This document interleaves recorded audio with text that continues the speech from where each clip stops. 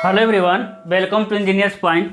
चलिए आज का सेशन शुरू करते हैं। हम लोग एमसीक्यू का पोर्शन कर रहे थे, है ना। आज का क्वेश्चन आपका है, एक रिवेट किए हुए लैप ज्वाइंट की सामर्थ्य एक रिवेट किए हुए लैप ज्वाइंट का सामर्थ्य एक रिवेट किए हुए लैप ज्वाइंट का सामर्थ्य एक रिवेट किए हुए लैप ज्वाइंट का सामर्थ्य इस किसके बराबर है, यानी इसके बराबर है। ए ऑप्शन दे रहा है आपका, ए दे रहा है कर्तन सामर्थ्य, बियरिंग सामर्थ्य, टियरिंग सामर्थ्य। यानी फर्स्ट दे रहा है आपका कर्तन सामर्थ्य, सेकेंड दे रहा है आपका धारण सामर्थ्य, और थर्ड क्या दे रहा है, थर्ड दे रहा है आपका टियरिंग सामर्थ्य, है ना, टियरिंग सामर्थ्य। और ए ऑप्शन, बी ऑप्शन, सी और डी। ABCD में क्या लिख रहा है आपका, केवल एक, केवल दो, केवल तीन, यानी only first, only second, only third. और क्या दे रहा है आपका लिस्ट ऑफ 1, 2 एंड थर्ड, ये तीनों में से जो कम हो। बताइए, कह रहा है कि लैप ज्वाइंट का सामर्थ्य क्या होता है। भाई लैप ज्वाइंट का सामर्थ्य पूछ दे, या फिर बट ज्वाइंट का सामर्थ्य पूछ दे, या फिर सीधे कह दे वो जोड़ का सामर्थ्य क्या होता है। तो जोड़ का सामर्थ्य क्या होता है, PS, PB और PT में से जो कम होता है। यही तो हम पढ़े हैं। जोड़ का सामर्थ्य क्या होता है, PS, PT और PB में से जो कम होता है वही मेरा क्या होता है, जोड़ का सामर्थ्य। जैसे समझिएगा, ये आपका क्या हो गया, लैप ज्वाइंट, है ना। ये आपका क्या हो गया, लैप ज्वाइंट हो गया। ठीक है, इसका जब हम PS निकाले हैं तो आया है 10 किलो न्यूटन, PB निकाले हैं तो आया है 9 किलो न्यूटन, PT निकाला है आया है आपका 12 किलो न्यूटन। अब बताइए, इस पर जब लोड लगाएंगे 1 किलो न्यूटन, 2 किलो न्यूटन, 3, 4, 5, 6, 7, 8, 9, भाई 9 किलो न्यूटन लगाएंगे तो कोई दिक्कत नहीं है। लेकिन 9 किलो न्यूटन से ज़्यादा थोड़ा भी लोड लगाएंगे तो जोड़ क्या हो जाएगा, बियरिंग में फेल हो जाएगा। क्योंकि बियरिंग में कितना वहन कर सकता है, 9 किलो न्यूटन। यानी 9 किलो न्यूटन से थोड़ा भी अगर लगाए तो बियरिंग में फेल कर चुका। भाई सियरिंग और टियरिंग में तो नहीं फेल किया, लेकिन बियरिंग में फेल कर चुका। जब बियरिंग में फेल, यानी ज्वाइंट फेल हो गया, है ना। तो जो सबसे कम रहेगा वही होता है आपका जोड़ का सामर्थ्य। या फिर क्वेश्चन कैसा भी घुमा के दे, मतलब इसका यही होता है ना। चलिए, जोड़ के सामर्थ्य के साथ साथ आता है एक रिवेट का मान। रिवेट का मान क्या होता है, देखिएगा, जोड़ का सामर्थ्य क्या होता है, जोड़ का सामर्थ्य होता है PS, PB और PT में से जो कम हो, है ना। जबकि रिवेट मान होता है आपका एक रिवेट मान। अब रिवेट मान क्या होता है, PS और PB में से जो कम हो, है ना। क्योंकि रिवेट कभी भी टेंसाइल में फेल नहीं होता है। टेंसाइल में बोल्ट होता है, बोल्ट को टेंसाइल हम चेक करते हैं, लेकिन कभी भी रिवेट को हम टेंसाइल में चेक नहीं करते हैं। तो रिवेट मान किस में फेल होता है, या तो शियर में होगा या फिर बियर में होगा। तो इन दोनों में से जो कम होगा उसे हम कहते हैं रिवेट मान। लेकिन तीनों में से जो कम होगा उसे कहेंगे हम जोड़ का सामर्थ्य। इसी में आता है आपका दक्षता। दक्षता क्या होता है आपका, जोड़ का सामर्थ्य अपान ठोस प्लेट का सामर्थ्य का प्रतिशत अनुपात क्या कहलाता है आपका, दक्षता कहलाता है ना। क्या कहलाता है आपका, माइक निकल गया, क्या कहलाता है आपका, दक्षता कहलाता है ना। ये परसेंटेज में आता है, ईटा से डिनोट करते हैं। उसके बाद ठोस का सामर्थ्य क्या होता है, भाई एक पिच चौड़ी प्लेट जिस पे कोई रिवेट न लगा हो के तनन सामर्थ्य को क्या कहते हैं, ठोस प्लेट का सामर्थ्य। एक पिच चौड़ी प्लेट जिस पे कोई रिवेट न लगा हो, तो क्षेत्रफल मेरा P गुणे T और प्रतिबल से गुणा कर दिए। तो एक पिच चौड़ी प्लेट जिस पे कोई रिवेट न लगा हो के तनन सामर्थ्य को क्या कहते हैं, ठोस प्लेट का सामर्थ्य। ठीक है, चलिए अगले क्वेश्चन को देखते हैं। अगला क्वेश्चन है आपका, रोल्ड स्टील आई सेक्शन का उपयोग आमतौर पर बीम के रूप में करते हैं। रोल्ड स्टील आई सेक्शन का प्रयोग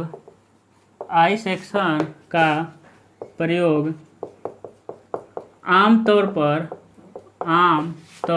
पर बीम के लिए करते हैं क्योंकि फर्स्ट मिल रहा है आपका, क्योंकि यह अधिक जड़त्व या घूर्ण के साथ न्यूनतम अनुप्रस्थ काट का क्षेत्रफल देता है। यह अधिक जड़त्व या घूर्ण के साथ न्यूनतम अनुप्रस्थ काट का क्षेत्रफल देता है ना। आपका दूसरा क्या हो जाएगा, उच्च पार्श्व स्थिरता देता है। यह मतलब बीम उच्च पार्श्व स्थिरता देता है ना। अब ऑप्शन ए मिल रहा है ओनली फर्स्ट, है ना, ओनली फर्स्ट। ऑप्शन बी मिल रहा है आपका ओनली सेकेंड। सी क्या मिल रहा है, बोथ यानी फर्स्ट एंड सेकेंड। और डी क्या मिल रहा है आपका, नन ऑफ एबव, है ना, नन ऑफ दिस। तो क्या हो जाएगा, इसका होगा ऑप्शन नंबर सी, है ना। यानी मैक्सिमम आप देखेंगे आई सेक्शन यानी बीम के लिए या फिर कॉलम के लिए किस सेक्शन का यूज़ करते हैं, आप देखेंगे मैक्सिमम हम आई सेक्शन का यूज़ करते हैं। क्यों? क्योंकि आई सेक्शन क्या करता है, अधिक जड़त्व का गुण देता है और न्यूनतम अनुप्रस्थ काट का क्षेत्रफल देता है, ठीक है। और उच्च क्या होता है, लेटरल स्टेबिलिटी देता है। इसलिए हम किसका यूज़ करते हैं, अधिकतर आई सेक्शन का, ठीक है। अगले क्वेश्चन को देखते हैं।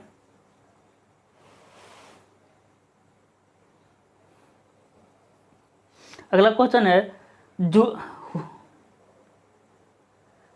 कह रहा है कि एक रिवेट किए हुए जोड़ को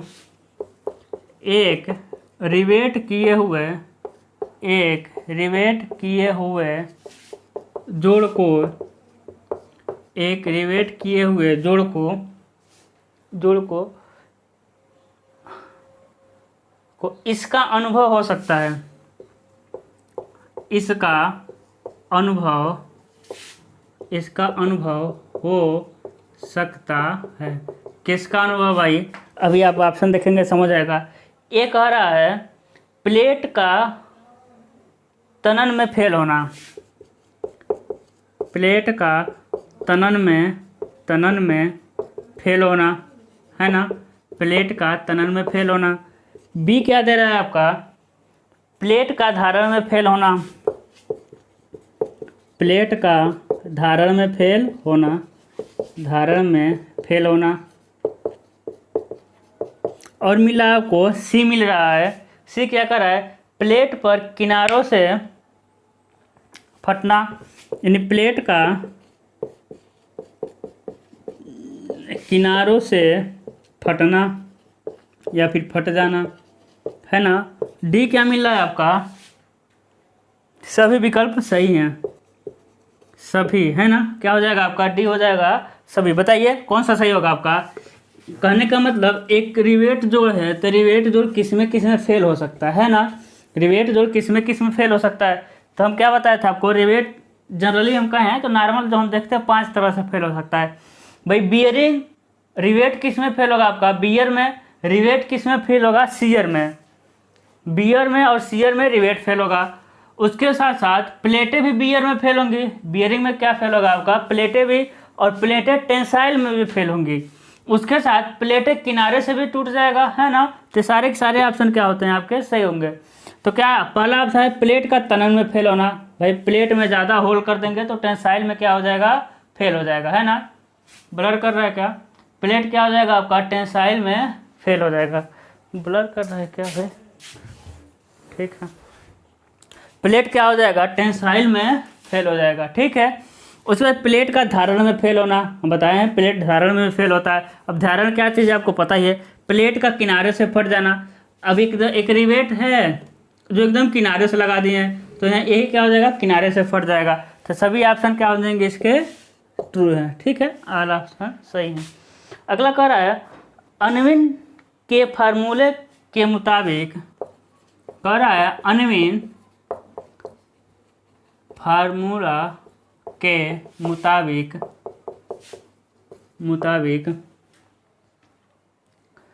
टीएमएम में प्लेट की मोटाई है तो रिवेट का सामान्य व्यास होगा। यदि प्लेट की मोटाई टीएमएम है तो रिवेट का सामान्य व्यास होगा।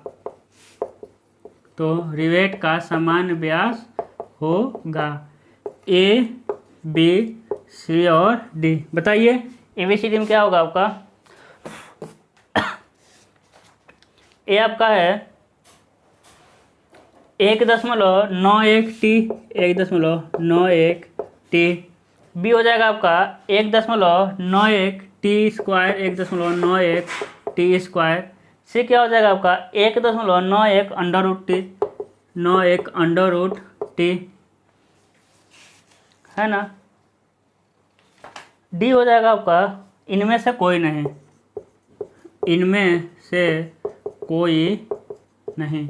बताइए क्या होगा आपका? इनमें से कोई नहीं। बताइए ABCD बताइए, आंसर दीजिए।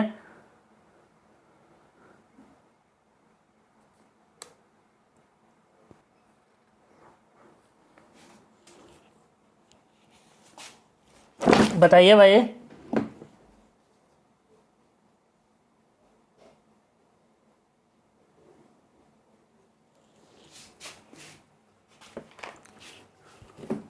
क्या होगा बताइए? A B C और D है ना।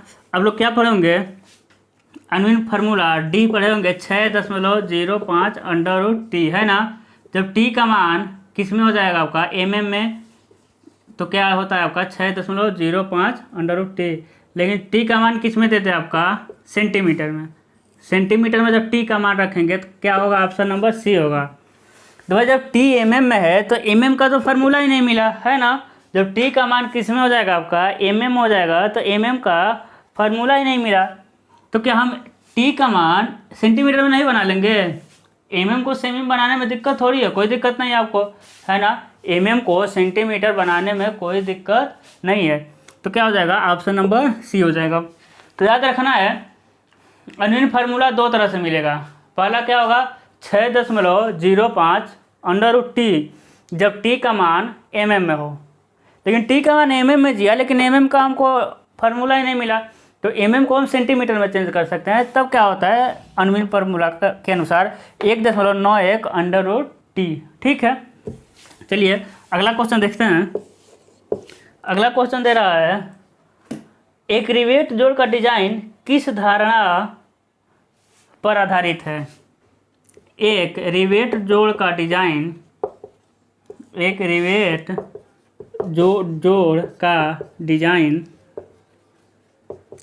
किस धारणा पर आधारित है?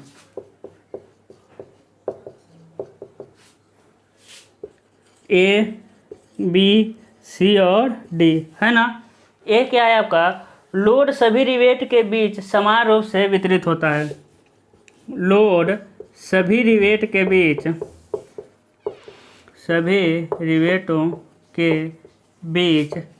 समान रूप से वितरित होता है। समान रूप से वितरित होता है। लोड क्या है आपका? सभी रिवेटों के बीच समान रूप से वितरित होता है। बी क्या हो जाएगा आपका? बी क्या हो जाएगा? रिवेट पर कर्तन प्रतिबल अपने सकल क्षेत्रफल पर, क्या आपका ऑप्शन बहुत बड़ा बड़ा है। रिवेट पर कर्तन प्रतिबल अपने सकल क्षेत्रफल पर समान रूप से वितरित किया जाता है। समान रूप से वितरित किया जाता है। समान रूप से वितरित किया जाता है। सी क्या है आपका? धारण प्रतिबल प्लेट के संपर्क सतह और रिवेट के बीच एक समान है। धारण प्रतिबल प्रतिबल प्लेट और रिवेट के बीच संपर्क सतह पर एक समान है। उस डी क्या हो जाएगा आपका, सभी विकल्प सही हैं, सही विकल्प सही हैं। बताइए क्या होगा इस ABCD में से, क्या होगा आपको पता है।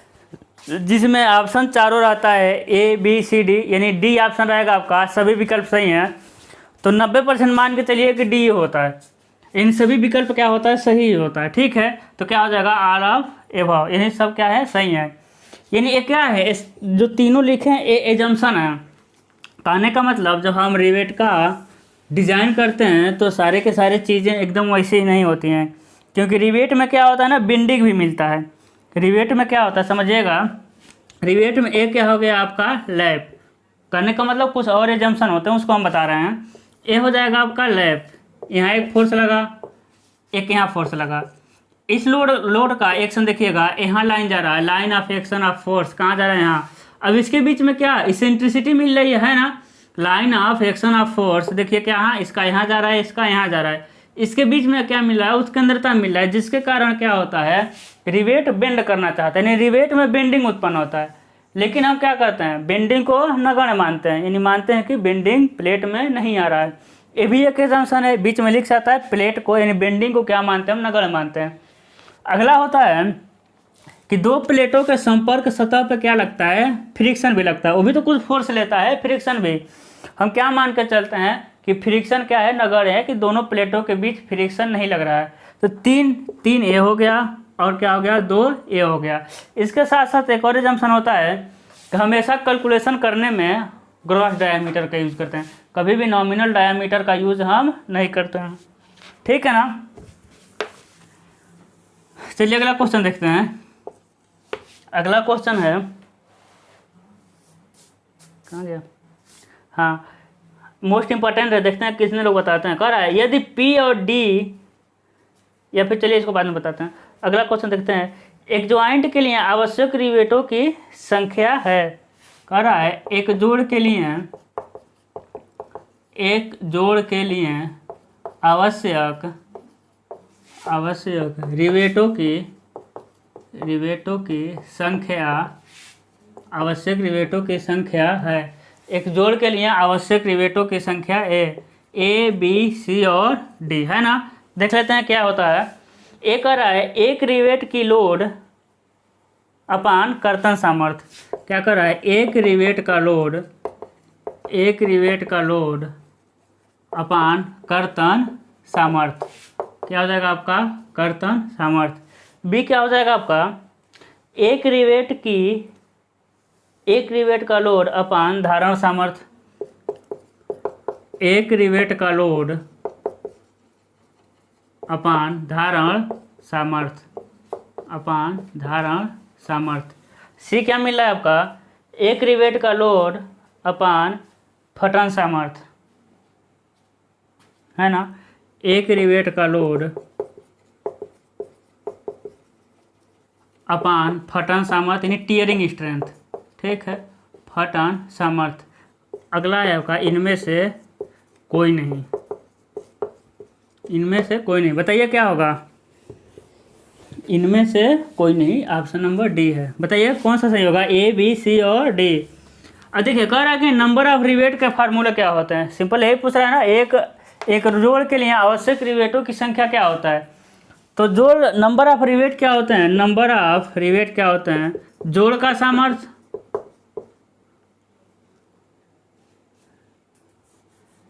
क्या होता है आपका, आरोपित बल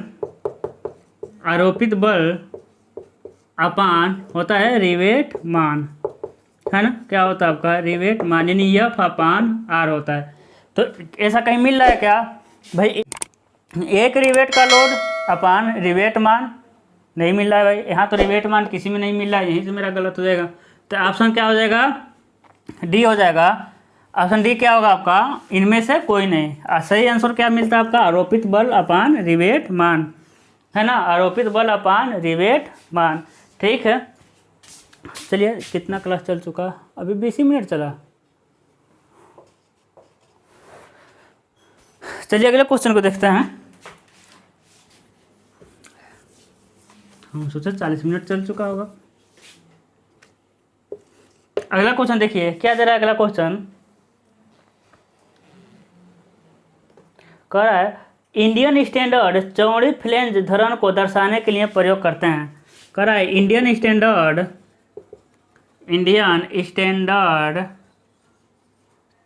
चौड़ी फ्लेंज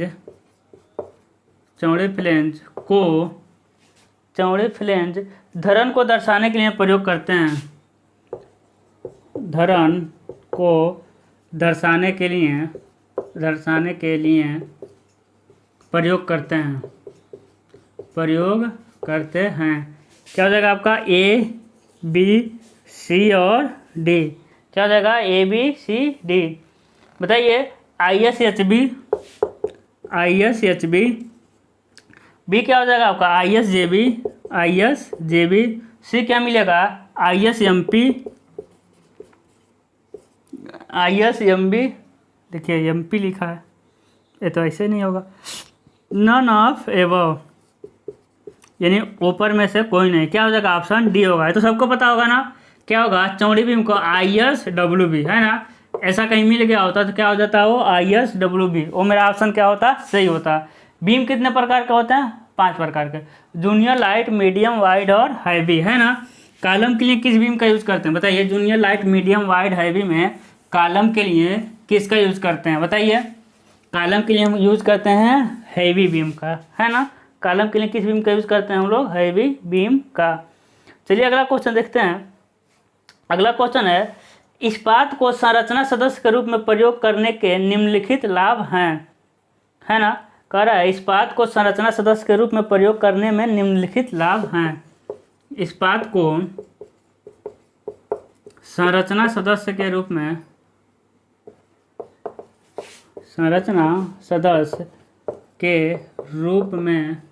प्रयोग करने के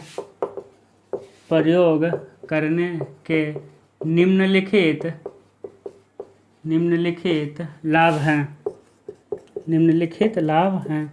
क्या हो जाएगा ए बी सी और डी। बताइए ए बी सी डी क्या होगा। ए हो जाएगा आपका भार और सामर्थ्य का छोटा अनुपात। भार और सामर्थ्य का छोटा अनुपात है ना। क्या मिल रहा है आपका भार और सामर्थ्य का छोटा अनुपात। उसके बाद अगला मिल रहा है आपका संरचना खड़ा करने में तेजी। संरचना खड़ा करने में तेजी। सी क्या मिल जाएगा आपका संरचना डिसमेंटल करने की गति। संरचना गिराने की गति। डी क्या मिल जाएगा मलबा मूल्य है ना। बताइए क्या होगा इस्पात को संरचनात्मक सदस्य के रूप में प्रयोग करने के निम्नलिखित लाभ हैं। अब देखिएगा इस्पात को संरचनात्मक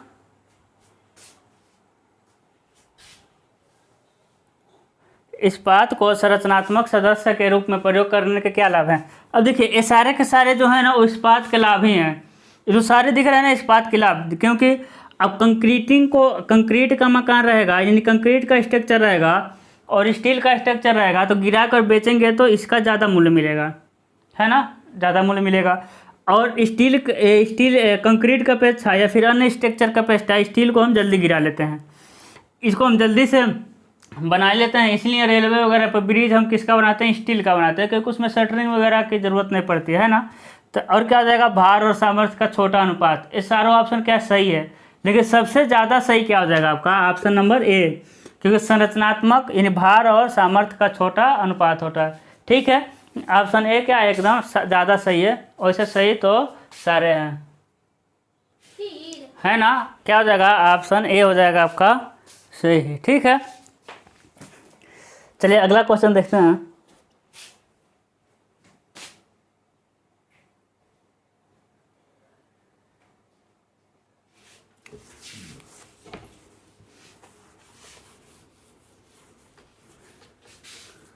चलिए देखते हैं अगला क्वेश्चन। अगला क्वेश्चन तो आसान है।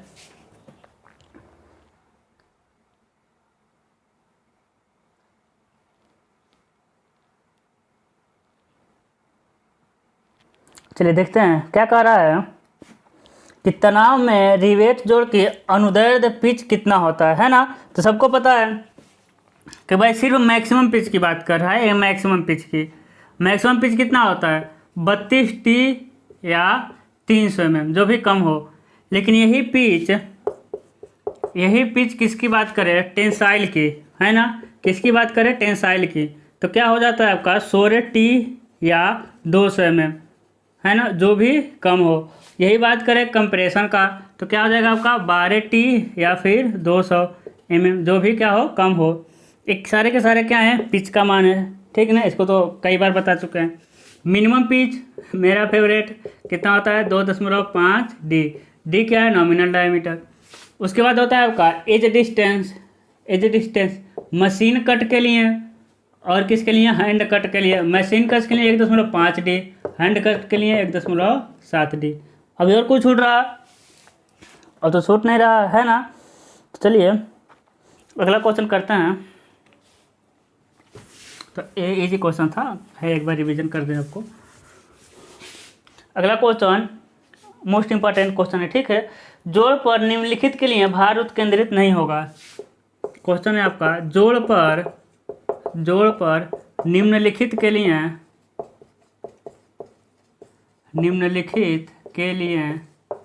उत्केंद्रित, निम्नलिखित के लिए भार उत्केंद्रित नहीं होगा।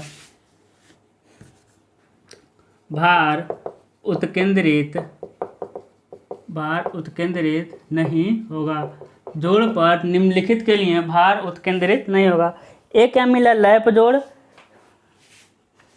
ए मिला आपका लैप जोड़। बी मिला आपका सिंगल कवर बट जोड़। सी क्या मिला आपका डबल कवर बट जोड़। और डी क्या मिला आपका ऑल ऑफ एबव, यानी सभी के सभी। हर बार सभी नहीं होता है सही, ठीक है। ये अपने मन से दिए, उसमें कुछ और ही ऑप्शन है। और समझिएगा क्या हो जाएगा, बताइए। लैप जोड़, सिंगल कवर, डबल कवर। तो समझिएगा यदि हम लैप जोड़ देखें, लैपिंग कर दिए है ना, यहाँ फोर्स लगा दिए, यहाँ भी पीछे हम देखें हैं, तो इसका load of action, line of load of action के बीच में क्या मिल रहा है आपका, गैप मिल रहा है। तो इसमें क्या उत्केंद्रता उत्पन्न हो जा रहा है, ठीक है। तो लैप ज्वाइंट होगा नहीं। सिंगल कवर बट ज्वाइंट, देखिएगा ये हो गया आपका बट जोड़ मेन प्लेट, ये हो गया आपका कवर प्लेट, ठीक है।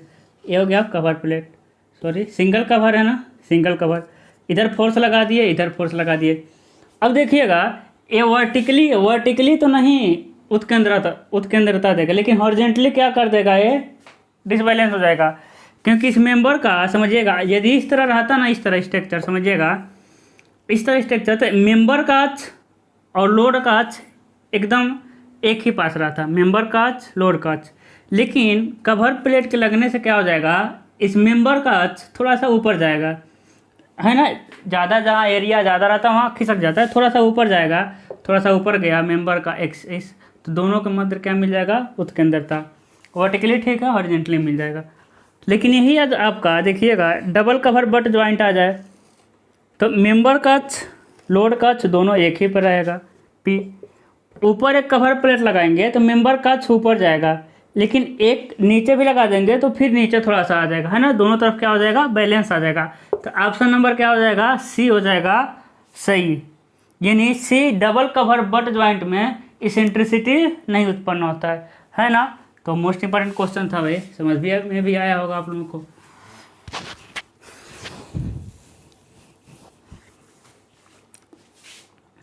चलिए अगला क्वेश्चन देखते हैं। कह रहा है एक रिवेट का सकल व्यास निम्न में से होता है। अगेन इंपॉर्टेंट क्वेश्चन, रिवेट का सकल व्यास निम्न में से होता है। निम्न में से होता है, रिवेट का सकल व्यास निम्न में से होता है, ए, बी, सी और डी। ए क्या हो जाएगा आपका रिवेट होल है ना। बी क्या मिलेगा आपका लगाने से पहले रिवेट का व्यास, लगाने से पहले रिवेट का व्यास, लगाने से पहले रिवेट का व्यास। अगला क्या मिलेगा आपको लगाने के बाद रिवेट का व्यास, लगाने के बाद रिवेट का व्यास है ना। क्या होता है लगाने के बाद रिवेट का व्यास। उसके बाद हो जाएगा आपका इनमें से कोई नहीं, इनमें से कोई नहीं।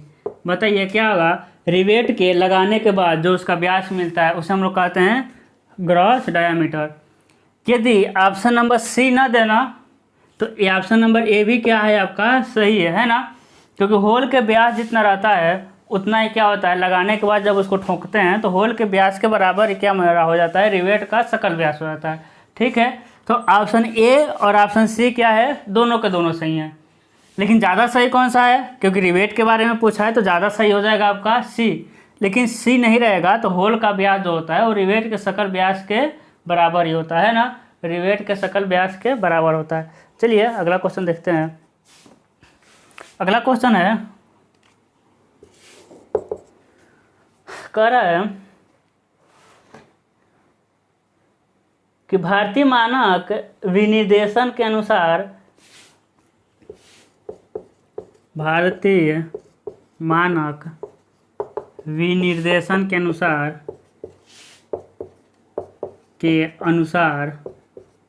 भारतीय मानक विनिर्देशन के अनुसार संरचनात्मक स्टील के किस भौतिक गुण को, संरचनात्मक स्टील के किस भौतिक गुण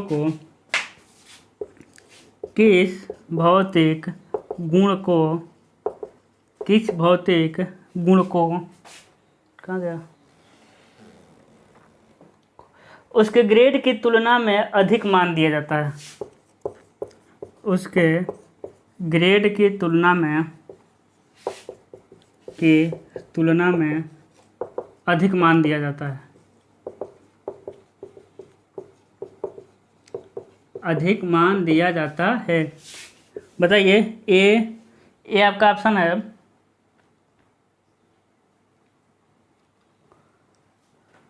स्टील का इकाई द्रव्यमान, स्टील का इकाई द्रव्यमान है ना। बी क्या हो जाएगा आपका प्रत्यास्थता मापांक। और सी क्या मिलेगा पॉइजन रेशियो, पॉइजन अनुपात। ठीक है, और डी क्या मिलेगा ऑल ऑफ एबव, यानी सभी सही हैं, सभी सही हैं। बताइए क्या होगा कह रहा है भारतीय मानक विनिर्देशनों के अनुसार संरचनात्मक स्टील के किस भौतिक गुण को उसके ग्रेड की तुलना में अधिक मान दिया जाता है। बताइए फटाक से।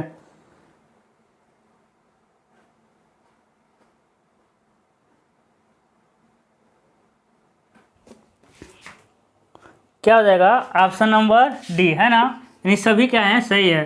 यानी स्टील का इकाई द्रव्यमान यानी घनत्व कह रहा है, प्रत्यास्थता मापांक और पॉइजन अनुपात। अब देखिए पॉइजन अनुपात पहली बार आ रहा है क्योंकि द्रव्यमान आप जानते हैं 78 से 50, यंग मापांक भी जानते हैं 2 × 10⁵ तो स्टील के लिए पॉइजन रेशियो कितना होता है लिख लीजिएगा, आ सकता है। ठीक है 0.25 से 0.33। ठीक है, यानी 1/4 से लेके 1/3 तक, ये जरूर नोट कर लीजिएगा। ठीक है, स्टील का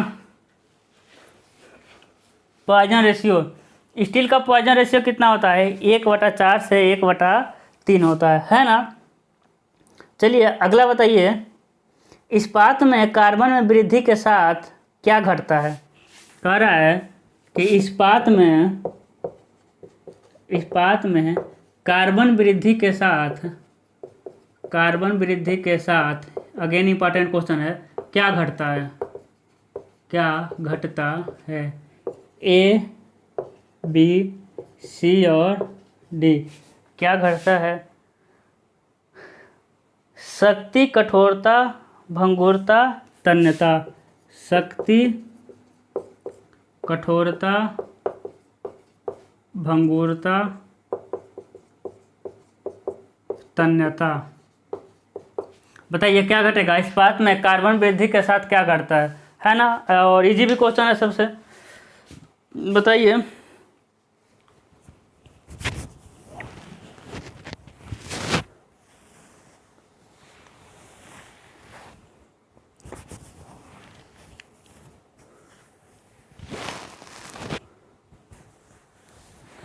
बताइए भाई, क्या होगा आपका? बताइए। होगा इसका डक्टिलिटी, है ना? डक्टिलिटी क्या होता है? कार्बन की मात्रा बढ़ाएंगे, डक्टिलिटी क्या होती जाती है? घट जाती है। कहने का मतलब है, समझ लीजिएगा, डक्टिलिटी मतलब होता है कितना इसको खींच सकते हैं। जैसे देखिए, एक होता है आपका इलास्टिसिटी, है ना? इलास्टिसिटी यानी उसको डिफॉर्म किए और छोड़े तो पुनः कैसी अवस्था में आ गई? अपने पुरानी अवस्था में आ गई, उसे कहते हैं लोग डक्टिलिटी। एक होता है आपका प्लास्टिसिटी।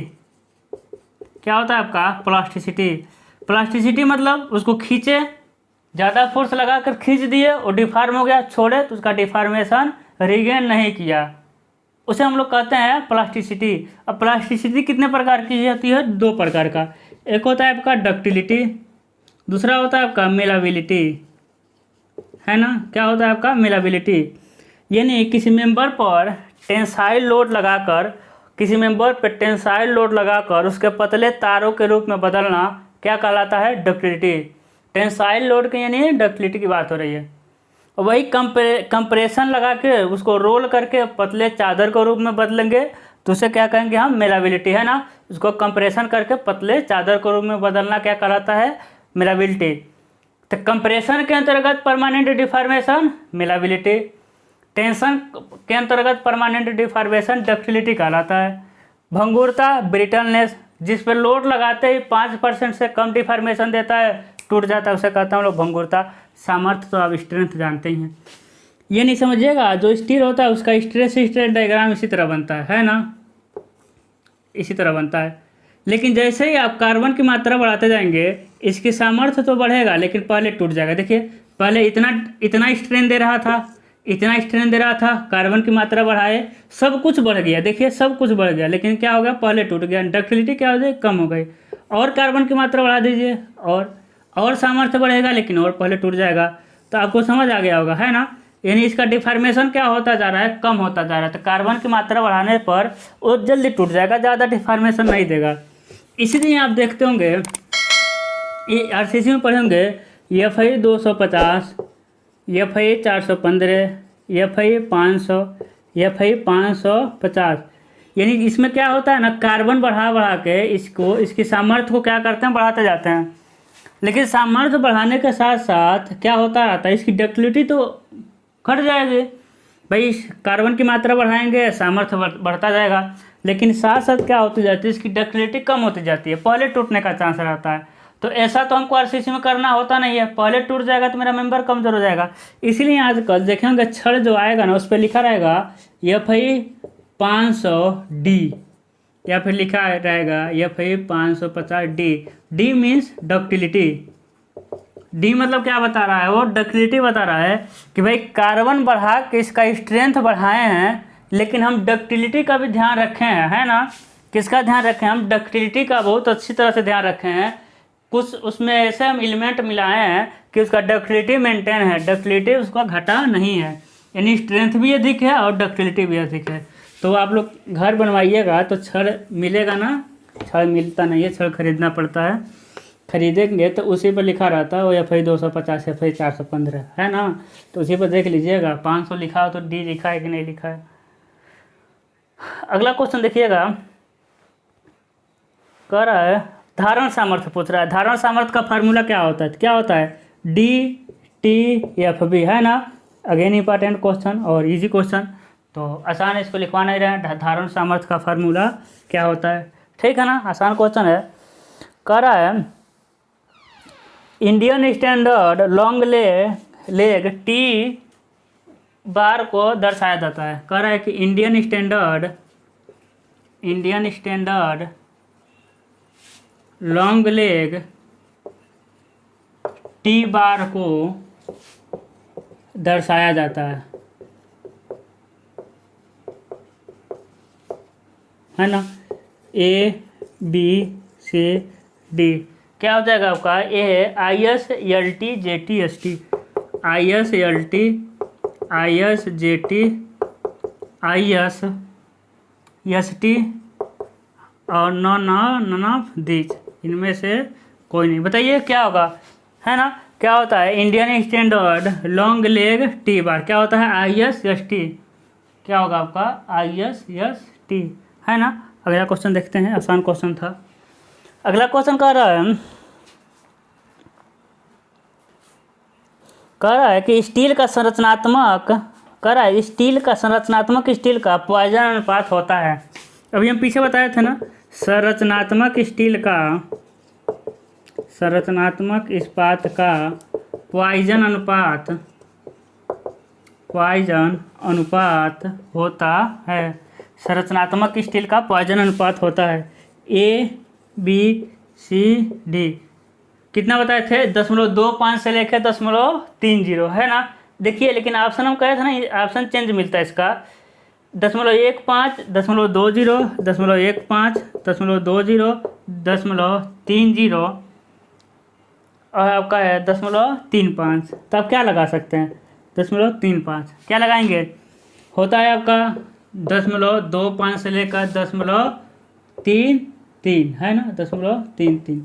तब देखिए 1.5 तो इससे कम है, 2.0 इसके बीच में नहीं आ रहा, 3.5 अधिक आ रहा है, तो क्या हो जाएगा, ऑप्शन नंबर सी हो जाएगा सही, यानी 0.30, है ना। क्या हो जाएगा आपका 0.30।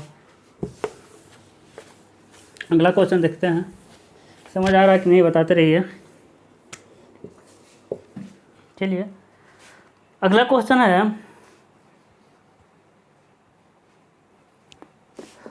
कह रहा है रिवेट जोड़ में दोहरे अपरूपण में सामर्थ्य होता है। कह रहा है रिवेट जोड़ का दोहरे अपरूपण में सामर्थ्य होता है। रिवेट जोड़ का दोहरे अपरूपण में सामर्थ्य होता है। रिवेट जोड़ का दोहरे अपरूपण में सामर्थ्य होता है ABCD। ये क्या है आपका, π/4d² × Fs, π/4d² × Fs। B क्या है आपका 2π/4d² × Fs, है ना। उसके बाद आपका π/4d² × Fs, हाँ?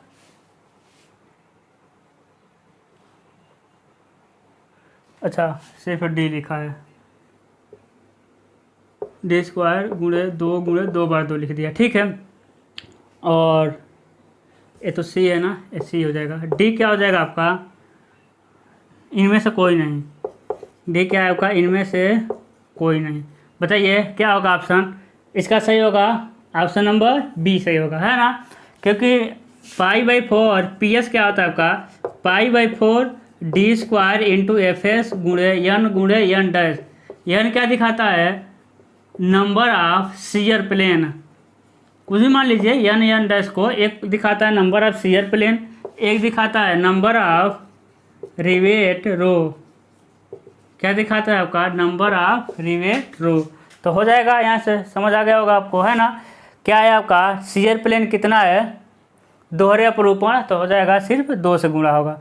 तो क्या हो गया, π/4d² Fs सिर्फ 2 से गुणा होगा। रिवेट लाइन का कोई जिक्र ही नहीं किया, तो उसको हम छोड़ देंगे, ठीक है। देखिए मार्कर गिरा, ऐसा कोई दिन ना हो कि मार्कर ना गिरे। देखिए अगला क्या होगा आपका, रिवेट मान बराबर होता है। तो रिवेट मान अभी सब बताए ना, रिवेट मान क्या होता है, PS और PB में से जो कम होता है वही क्या होता है आपका रिवेट मान। अगेन इजी क्वेश्चन है, छोड़ते हैं इसको, आगे चलते हैं। लिख रहा है कि स्टील गर्डर के लिए सबसे उपयुक्त बीम कौन सा है। इंपॉर्टेंट क्वेश्चन है। स्टील गर्डर के लिए सबसे उपयुक्त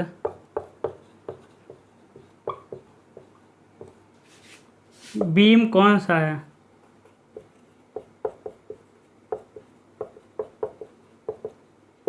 ए, बी, सी और डी। तो क्या हो जाएगा आपका, समझिएगा।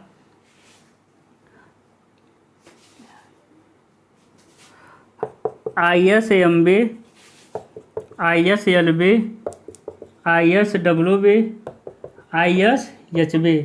तो क्या हो जाएगा ISMB, यानी इंडियन स्टैंडर्ड मीडियम बीम का यूज़ कहाँ करते हैं, स्टील गार्डर के लिए। कहाँ करते हैं हम, स्टील गार्डर के लिए। कॉलम के लिए किसका यूज़ करते हैं बताइए, अभी पीछे हम बताए थे। कॉलम के लिए किस बीम का यूज़ करते हैं, किस इंडियन स्टैंडर्ड बीम का यूज़ करते हैं। तो कॉलम के लिए हम यूज़ करते हैं इंडियन स्टैंडर्ड हैवी बीम का, है ना। कॉलम के लिए हम हैवी बीम का यूज़ करते हैं। अगला क्वेश्चन देखते हैं। कह रहा है IS कोड के अनुसार इस्पातीय छड़ की गेज लंबाई ली जाती है। IS कोड के अनुसार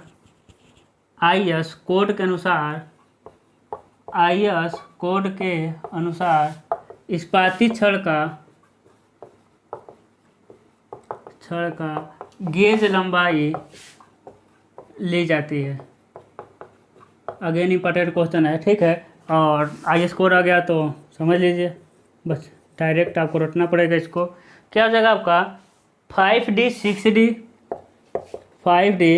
6D, फिर हो जाएगा आपका 5.65 √A0, है ना, √A0।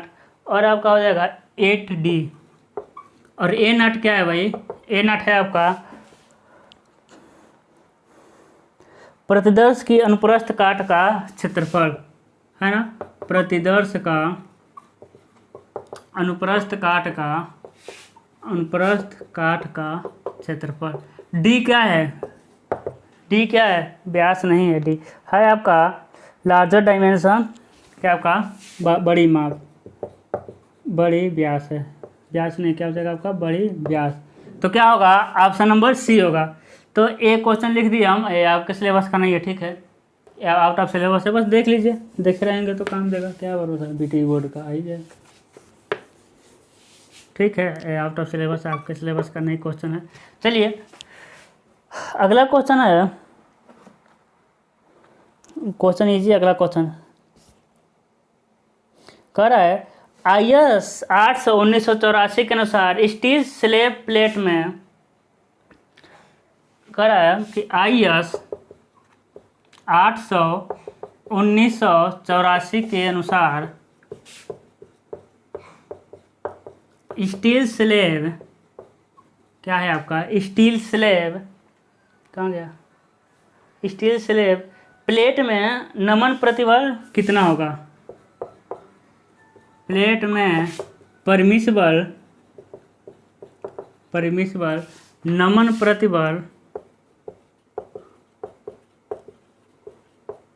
कितना